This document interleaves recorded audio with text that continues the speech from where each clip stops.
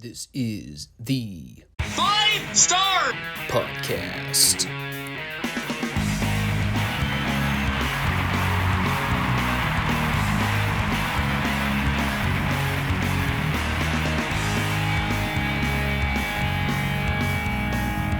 Let me talk to you.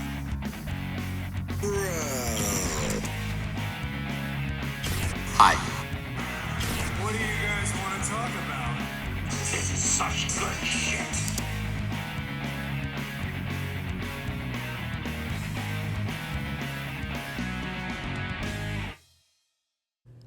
Thanks, guys. Back to you. I'm doing this early Sunday morning, so I'm not sure how this is going to go. I've had about a half a cup of coffee. Still not fully recovered from last week's escapade of 12-hour work days. So if I seem a bit sluggish on this one, I apologize. I gave you the big show last week with the SummerSlam recap. Now this week we're back to two classic programs. A short and sweet one this should be. And that's fine by me. But thanks everybody for stopping in to check out the show. Five Starr Wrestling Report is here on YouTube and Rumble every Monday and Friday. Make sure you all support the channel by subscribing, commenting, liking, and now just come back to check out the show every week. We've been trucking along here in the retro timelines. On both podcasts, as a matter of fact.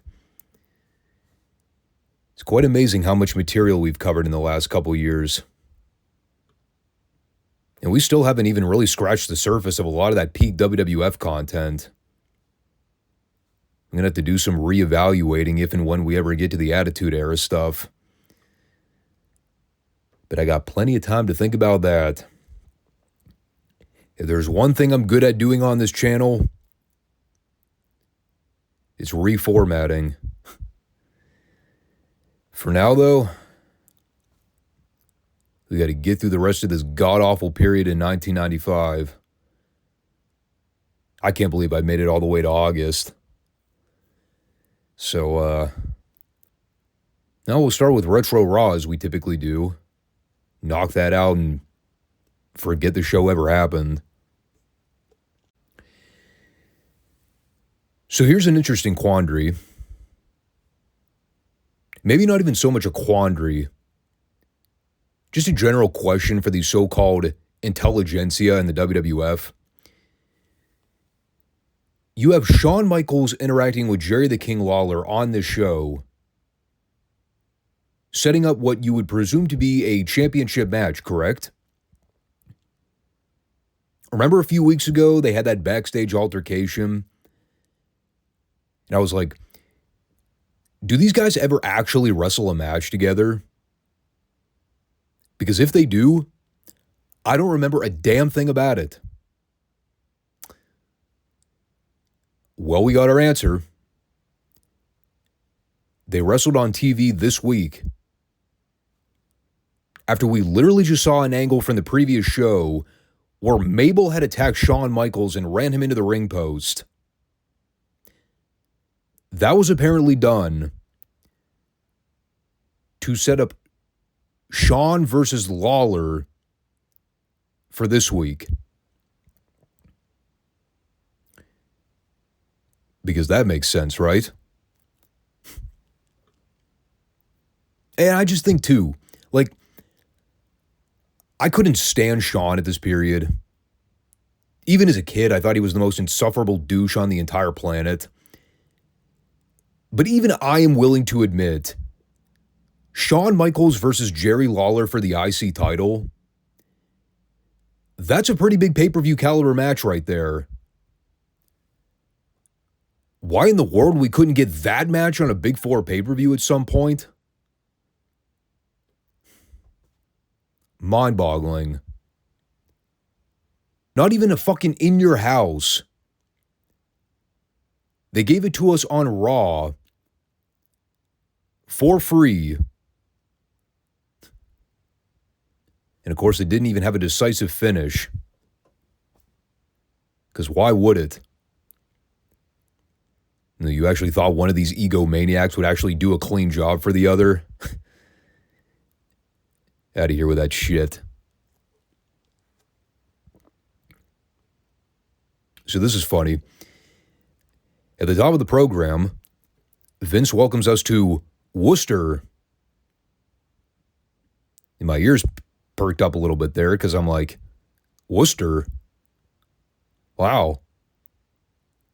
That's the place I'm moving to in a little under a month. Worcester, Massachusetts. Not Ohio. Bummer.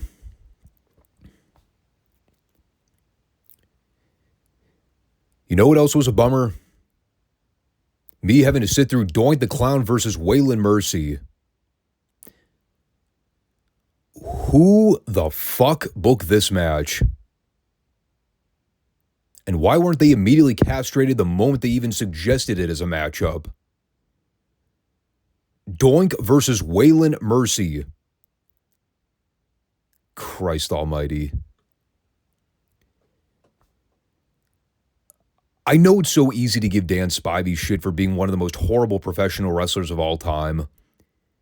But seriously, the guy couldn't take a fucking arm drag. How in the world do you not know how to bump for an arm drag spot? It's not like the guy was straight out of wrestling school.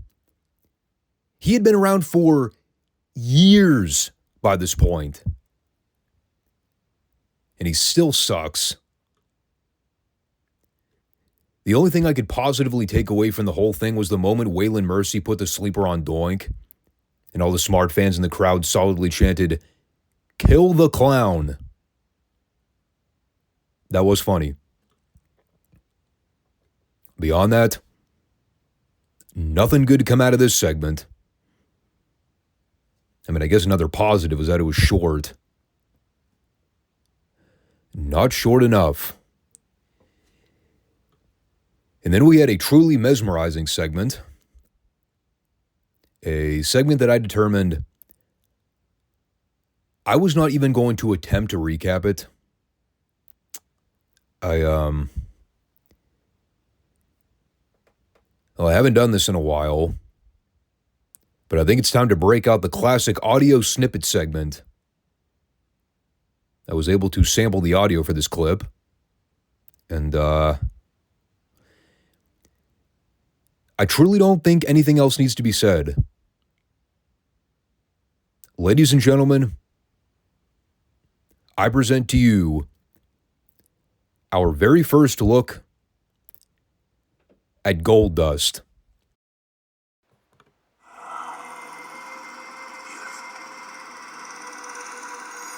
Hollywood. Land of the stars, the home place of the rich and the famous. A corner of the world in Southern California where dreams are made and lives are shattered. Many people have come into this magical town and made quite a name for themselves. You got Dean. And you got Bogart. And you're Keck. You're Peck. Gold Dust. My favorite Marilyn Monroe. The Tinseltown roll call goes on and on and on. However, there is a difference between these stars and the legend.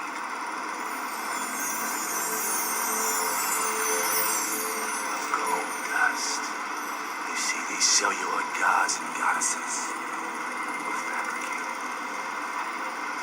They were cloned into stardom by teams of writers, producers, and directors.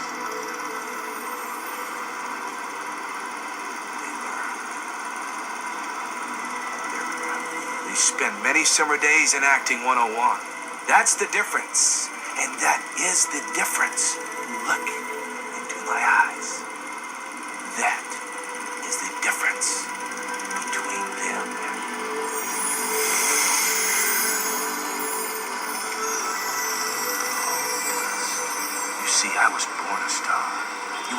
from that great one in the sky.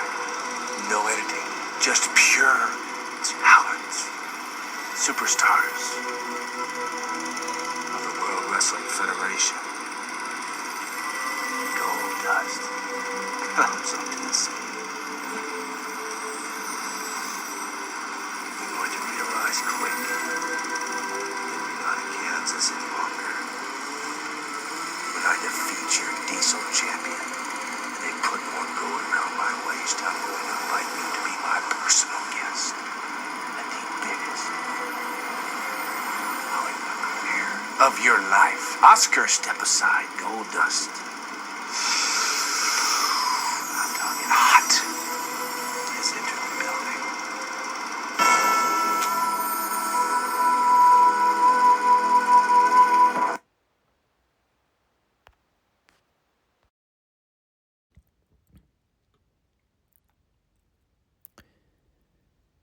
I have no words.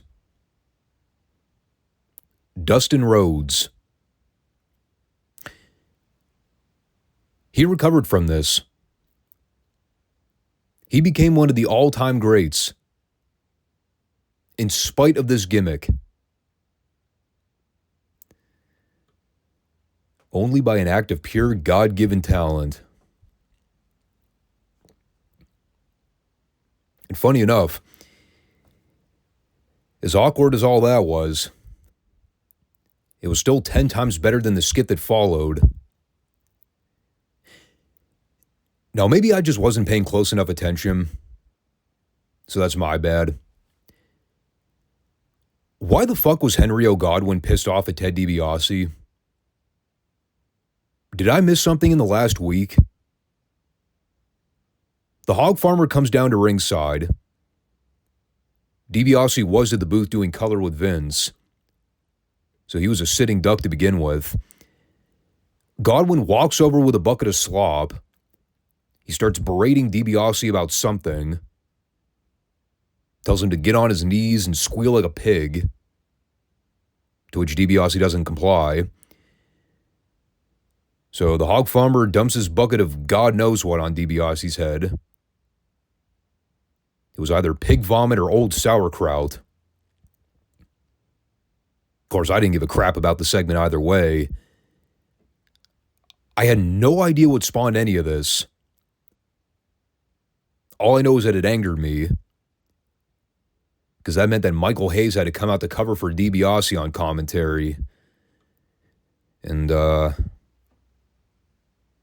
that was a bad move, because Michael Hayes' commentary sucked. And from there, they immediately move on with the rest of the show. We never found out what happened to DiBiase.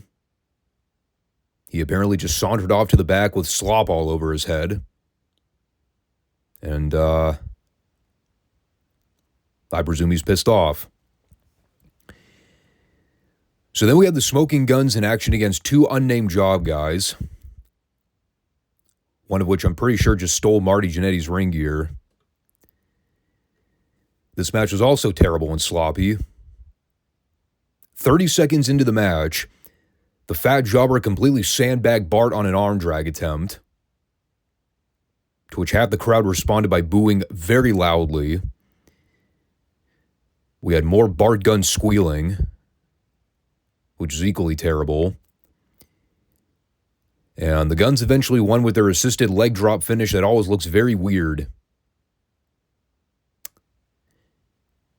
They're still pushing these two. It has been 2 years. They're still not over. The crowd still does not give a shit about them. So Vince logic, let's push him to the moon, pal. We'll make the crowd care. The same formula they've been trying with Sparkplug Bob Holly. Look where that's gotten them. I probably got more out of the Dean Douglas classroom education segment that followed. I'm telling you, man. These segments are gradually becoming my favorite part of the Raw reports. They're so campy and so ridiculous, but it's Shane's subdued performance that makes it work. He's so dry. I love this definition he gave for execution. And I quote, "Execution, the act or process of executing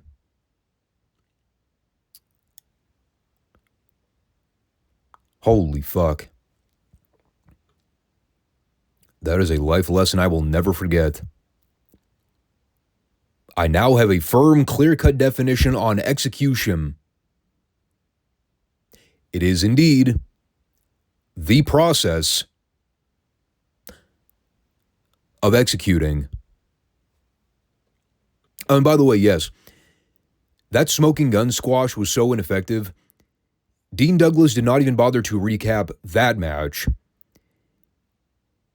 Instead, he started giving Bret Hart shit for a match that he recently had with Jimmy Del Rey. That's where he determined that Bret was not, in fact, the excellence of execution.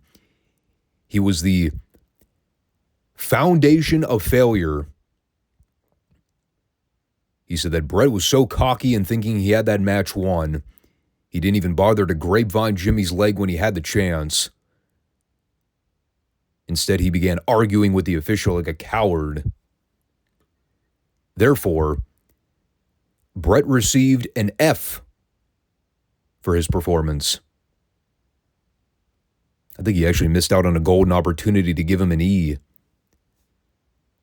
You know, staying on the topic of excellence and execution. But he decided to downgrade to an F, which is actually smart, because I think an E would still be considered better.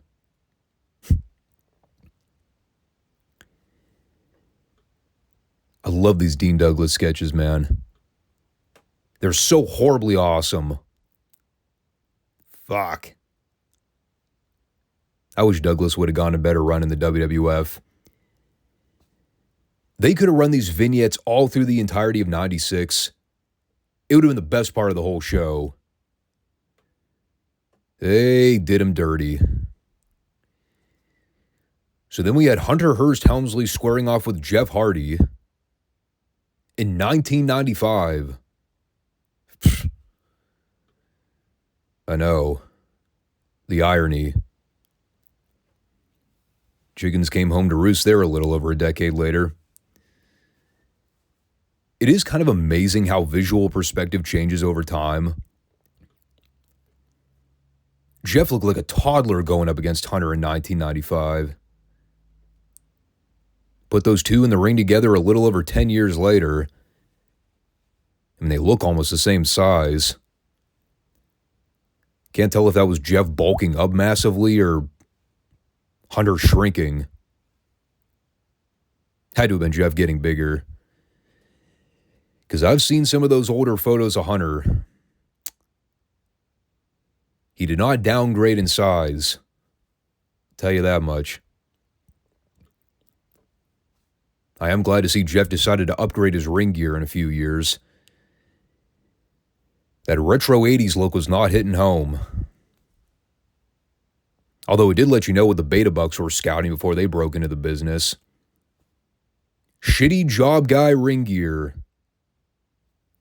Perfectly fits their gimmick. So Hunter won with a pedigree in about 90 seconds. For two well-known names in the industry, the match was a whole lot of nothing. Hunter was, he was definitely finding his footing. Shocking to hear. I know. The idea that Hunter Hearst Helmsley, snotty, self-entitled rich kid gimmick, yeah, that wasn't getting over. Yeah. So then the Hog Farmer came back out to wrestle a boring squash with Russ Greenberg. And after the Hog Farmer won, he dumped more spoiled sauerkraut on Russ's head. Apparently, he's considered a babyface in this scenario,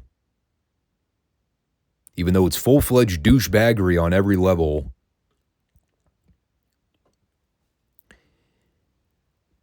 And that was followed with more Isaac Yankem teeth drilling.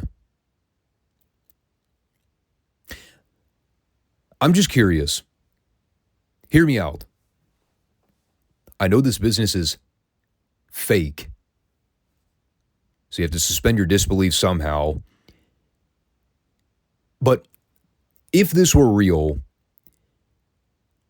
why is Jerry Lawler permitted to hang out in Yankem's office while he's working on patients? Is that not a massive violation of the HIPAA law? I'm pretty sure you can't just sit in on personal appointments without consent from the patients. Not that the government actually gives a fuck about confidentiality. No, they already violated that law with all the fucking mask mandates 3 years ago. Fucking scumbags. So that brings us to Jerry Lawler and Shawn Michaels. I think it was non-title. Again, see my rant from the top of the report. How they never actually gave us this match on pay-per-view is beyond me. They main evented a Big Four pay-per-view with Mabel and fucking Diesel for the WWF title. But HBK versus Lawler, nah, I can't have that headlining a pay-per-view. That'd be too smart. Wouldn't want to make people pay for that. So instead, we get to watch it for free. The match goes about 12 minutes, including commercial. And it ends in the proverbial shitty DQ finish when Sid hits the ring and attacks Shawn. I mean, the moment Sid came out before the commercial spot and stood there holding the IC title, you could call that finish a mile away. What I loved about it is that Sid just nonchalantly stood outside the ring for like 10 minutes. Could have interfered at any point. But he waited until Shawn superkicked Lawler. Then he decided, now's my chance.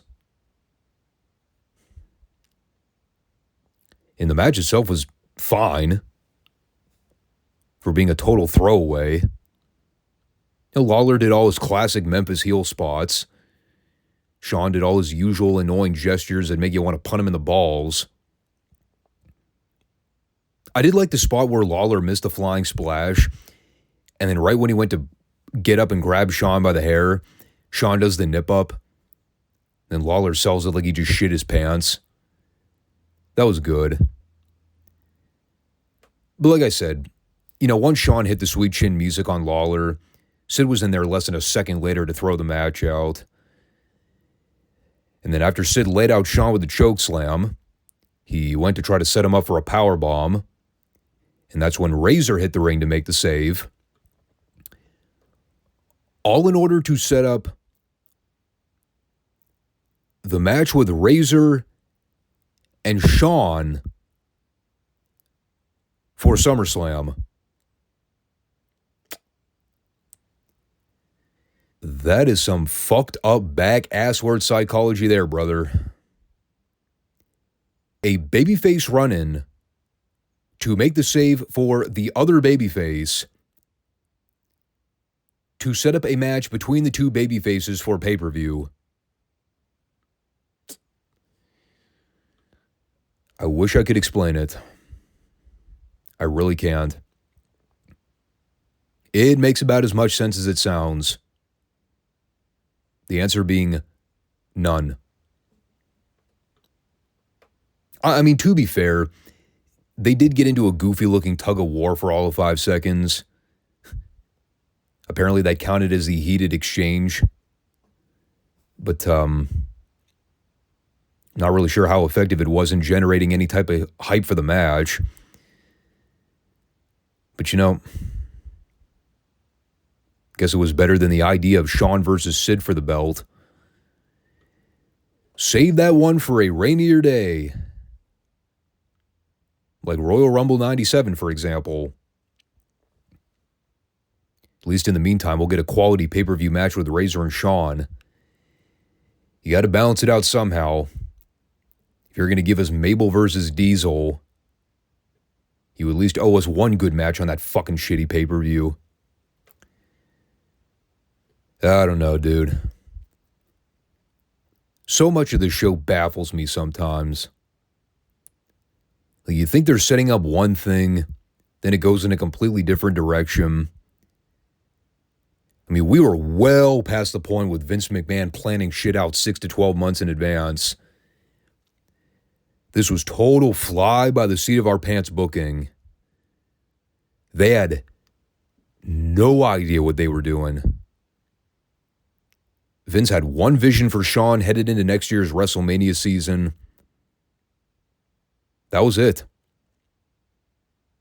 The rest of this clown show may as well have been booked by toddlers. Everybody's just completely directionless creatively. The characters are so awful. I mean, for God's sake, somebody actually booked Doink versus Waylon Mercy. Are you kidding me? Who in their right mind thought that would be a match people would want to see? All this shit with the hog farmer and the corporation that's just so pointless and so childish.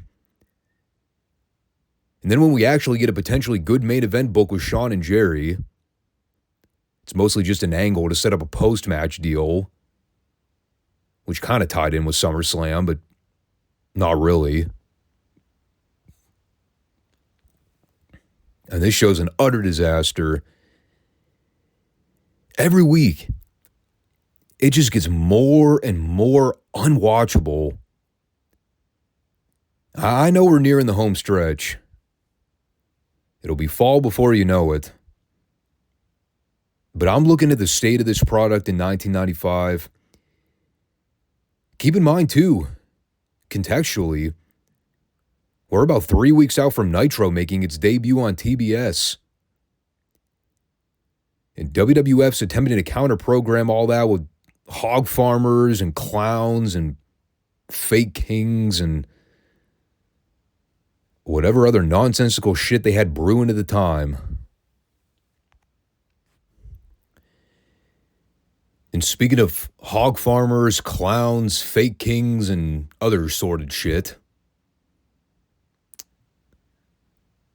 well, NXT didn't have any of those. They definitely had some people cosplaying as wretched characters, though. Not to that extreme. The biggest offense on this program is still probably Adam Rose and his menagerie of dopes. It's either him or Tyler Breeze.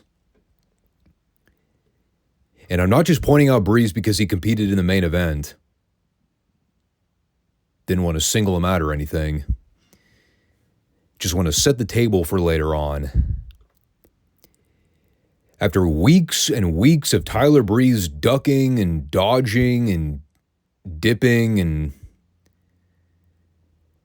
whatever other verbs you can name that start with the letter D,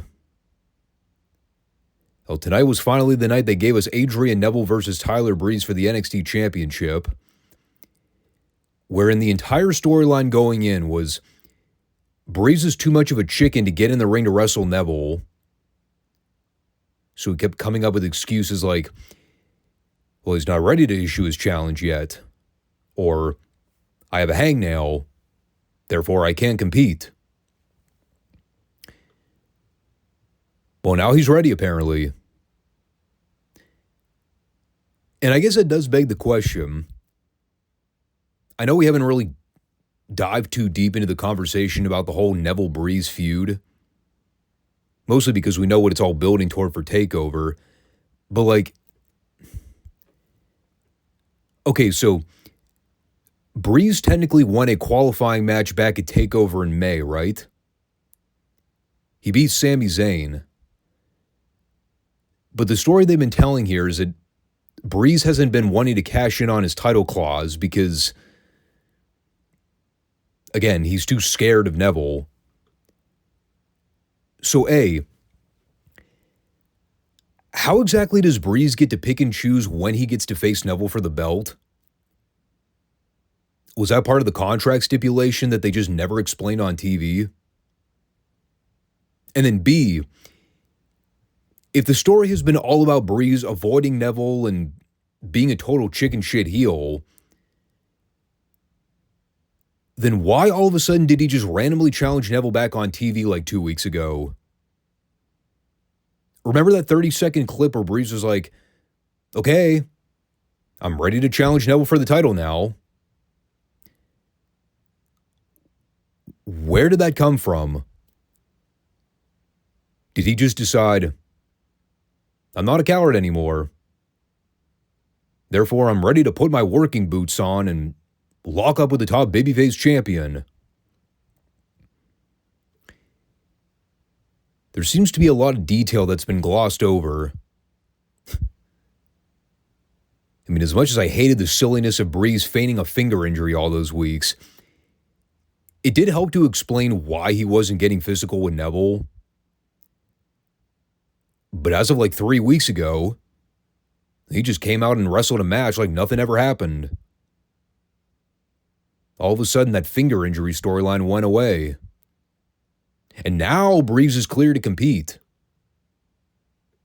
He wasn't goaded into anything. Neville didn't threaten him in any way. Breeze just came out 1 week and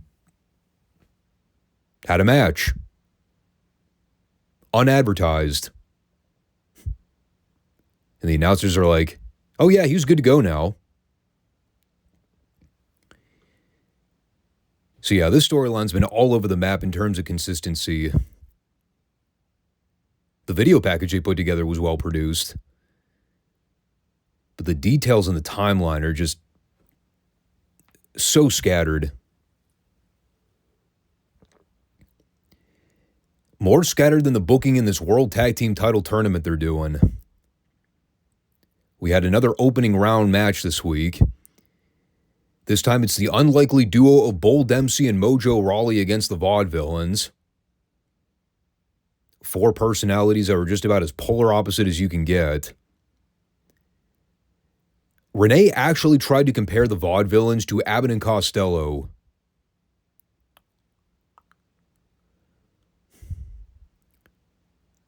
No. No, they are nothing like Abbott and Costello, Renee. Not even fucking close. She had another stupid joke in here, too.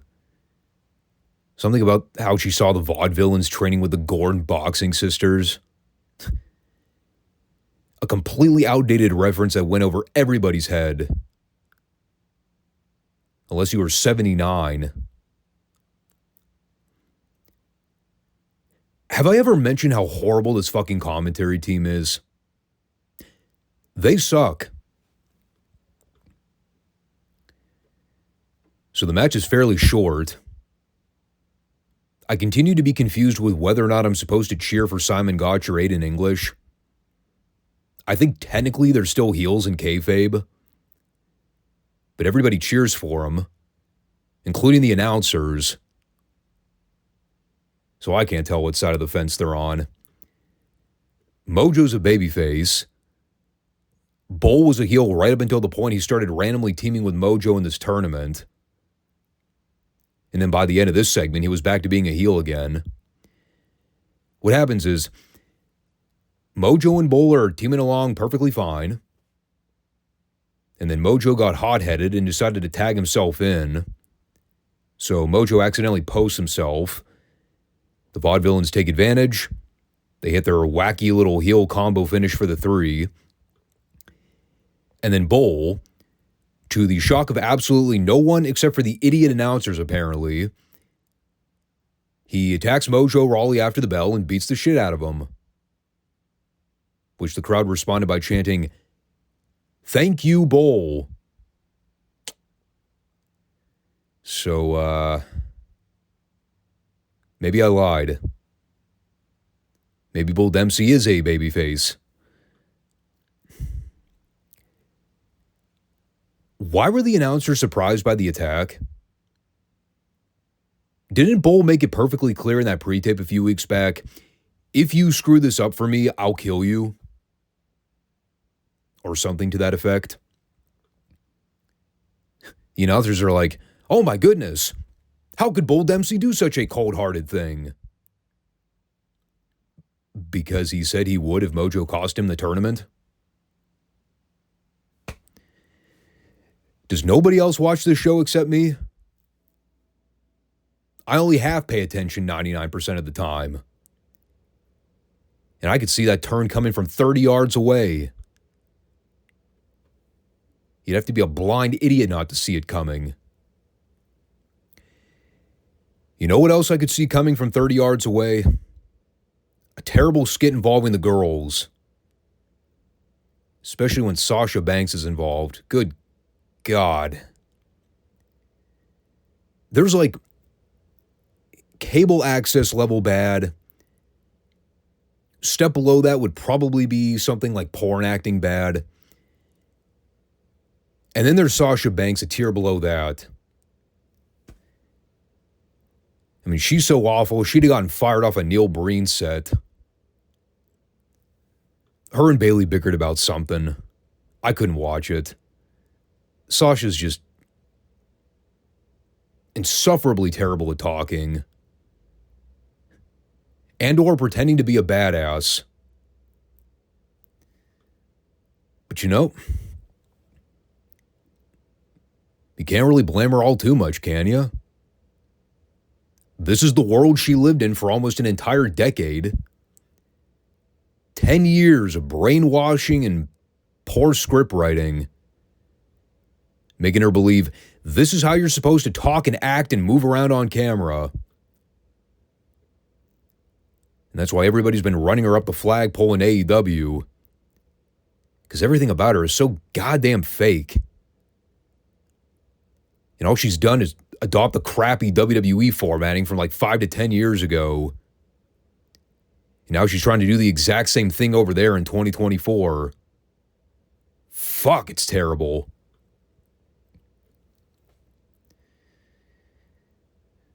So then Sasha and Bayley had their 958th match together. And after Bayley won, Charlotte came out and pretended to babyface her by raising her arm up in the air. So now I can't figure out if Charlotte's supposed to be an actual face or if she's luring Bayley to let her guard down. Who knows? I mean, with the amount of flip-flopping we've seen with people on this roster in the last 8 months, it's impossible to tell who's likable and who's not, especially the girls. And for all the people out there, they're going to be like, oh, come on, Tommy, why didn't you watch the match? Because I have seen these same assholes wrestle 957 other matches in the last half a year. Why would I have to watch it again? This is like the female version of John Cena versus Randy Orton. I'm so done watching these two wrestle until I see the Iron Man match. If I see Bayley and Sasha wrestle one more match before the Iron Man, it's going to completely ruin my enjoyment of the only good Sasha Banks match I've ever seen. I don't even want to think about seeing those two in a ring together until that Takeover special. Whenever that actually takes place. I think it's still like a year out. God, they just overexpose these women to a ridiculous degree. It's kind of amazing when you look at the difference between Tony Khan booking in AEW versus Vince McMahon booking in the 2010 era. Like with Tony Khan, his entire shtick is, I don't book rematches unless it happens 3 years after anybody could possibly give a shit about seeing the rematch. And with Vince, it's, let's book the same two people against each other for 8 weeks in a row. With no stipulations or no gimmicks. And all the people want to do is groan. I didn't even blink. As soon as I saw they were doing Bayley versus Sasha again, I immediately hit that fast forward button.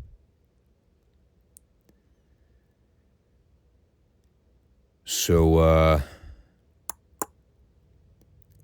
Bayley versus Charlotte at TakeOver, huh? Well, at least it's not Bayley versus Sasha again. So then we had another tournament round here. Oh, God, these two fuckwits. So it's Sin Cara and Kalisto against the new team of which one's Blake and which one's Murphy. And the only reason I know is because I've seen plenty of Buddy Matthews work in AEW. So he actually stands out now. In 2014, I got to tell you, man, I don't think I'd been able to tell the difference between them. They're so plain looking. But it's the debut of the Blake Murphy tag team with their generic Skrillex-inspired theme music. Who the hell came up with that? I mean, at least with this match, I could figure out who the baby faces and who the heels were. Again, though, kind of like the first tournament round, it's fairly short. Maybe went like 5 minutes, if that. It was an everybody get their shit in type of indie match. Just look more professional and laid out than what you would see on the indies. But the Luchas went over as Kalisto hit his wacky inverted reverse DDT thing. Still don't know what the fuck that move is called. I mean, the only thing that gravely offended me watching here was the backslap tag that Kalisto gave right before he hit the finish. Still pisses me off that just became tolerated in the wrestling business. Backslap tags. Fucking dumbest thing I've ever seen.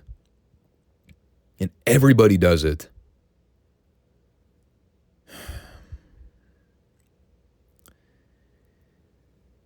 So now we have an updated round 2 in the brackets. The semifinal rounds now consist of Enzo and Cass versus the Vaudevillains. And we also have Sammy and Adam Rose against Sin Cara and Kalisto. I mean, I still don't remember what team ends up winning the whole tournament. It's either Enzo and Cass or the Lucha Brothers. Actually, no, the Lucha Brothers are Phoenix and Pentagon, right? What was the team name they eventually came up with for Sin Cara and Kalisto? It was a Lucha something. The Lucha Dragons? Lucha House Party? I don't fucking know. I'm spending way too much time thinking about it.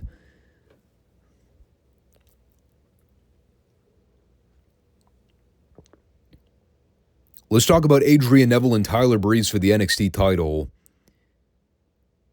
Actually, before we do that, let's talk about this Legionnaires promo briefly. It sucked. Couldn't understand a goddamn word either guy said. And I completely forgot those two are still under contract. Okay, so now we can talk about Breeze and Neville for the belt. You know, once you get past my nitpicks about the build to the match, the actual match itself was very good. As much as Breeze's gimmick is a total turnoff for me, the guy's a very talented athlete. He could do long-form main event caliber matches. I mean, the only problem here is that the finish was entirely predictable the minute Tyson Kidd came out to scout on commentary. Didn't say a word the entire time. But you knew he was going to get involved somehow. And that's exactly what happened. I do want to talk about a few things, though, because, like I said, very good main event this week. Both guys worked extremely hard. They didn't do anything visually phony or outrageous. It was a modern WWE style match, yes. There were some aerial stunts that took place throughout, especially during the big dramatic moments. But you had Neville in control early on, getting to showcase some of his flashier offense. Breeze was able to cut off Neville before the break so he could work him over for a while. And as it progressed, they started going back and forth a little more. Both guys got to showcase more of their offense. Obviously, that meant they went into a boatload of near falls. But even in this situation, it wasn't overly excessive. They weren't kicking out of each other's finish 50 times in a row. But that's really what got the crowd into it, was all the drama with the climactic false finishes. One of my favorite spots in the whole thing, I guess it was more of a favorite bump than anything, the tornado DDT that Breeze gave to Neville out of the corner. And Neville basically took a headfirst bump, stood straight up, then immediately face planted on the mat, sort of like he was dead. That was insane. If you're going to put over a guy's move, that's a fucking way to do it. I like that they milked the fatigue factor the longer it went. In the closing minutes, they actually sold exhaustion. They were throwing fists, but, they made it look like they were on the brink of passing out. They weren't just no-selling things and hulking up like a bunch of video game characters. And, of course, you get the deal where Neville gives Breeze the suicide tope through the ropes. And that was Tyson Kidd's cue to walk over to the ring barricade and do whatever he was planning to do. It was funny because even the crowd knew what was going on. Like, as soon as Tyson Kidd left the commentary desk, they all start chanting, "No, no, no," because they didn't want the DQ finish. And so when Neville leveled Tyson in the head with a super kick, the fans all popped because they were like, "Fuck yeah, match is going to continue. More moves." And so Neville gets Breeze in prone position for the red arrow. But then Tyson runs up and crotches Neville on the top turnbuckle, which led to the actual disqualification, which the crowd shat on. And, well, that's kind of where the segment took a nosedive for me. Because then you get this post-match deal where all three guys are teeing off on one another. And it makes sense in the context of what we saw, because, Tyson just cost Tyler Breeze's match. So even if they're both heels, you would expect Breeze to be pissed off about that. But here's why it was so dumb. They're all pounding on each other for like 2 straight minutes. Nobody's coming out to break up the fight. Referees are just standing around letting them go. There's no sense of urgency to what's happening in the ring. So the fans naturally start dying down as the brawl kept going, because they're all just waiting for something to happen. And it finally came in the form of Sami Zayn. About 9 months later. And that basically set the stage for the 4-way build. Now we know how they actually got to that point. But that whole brawl sequence really needed to be handled better. Booking-wise, they needed to have guys filing out from the locker room, getting security involved. Make it look like an actual chaotic brawl that required more enforcement to get involved. Instead of just letting all three of them throw sloppy punches at each other while everybody stood around and waited for the next run-in cue. It's so lame. Aside from that, thumbs up for the match. Definitely worth checking out the main event on the card, if anything else. And the rest of the show, you can probably skip out on it, and you're really not missing out on much. More of the same when it comes to the opening round matches in the tournament. Both of them were short and not all that interesting. Bayley versus Sasha for the umpteen thousandth time. You know what you're getting there. I mean, if you already know going in that the main event has a DQ finish, you can at least enjoy the action for however long it went, 13, 14 minutes. I will say, though, the Takeover card is slowly coming together now. We know what the Divas title match is. In a couple weeks, we'll know who the Ascension are wrestling for the tag straps. The 4-way hasn't been announced yet, but we all know it's Sammy, Tyson, Tyler, and Adrian for the title. And I presume Mojo, Rawley, and Bull Dempsey will have a match to blow off their tag team split. Tag team that lasted all of 3 weeks.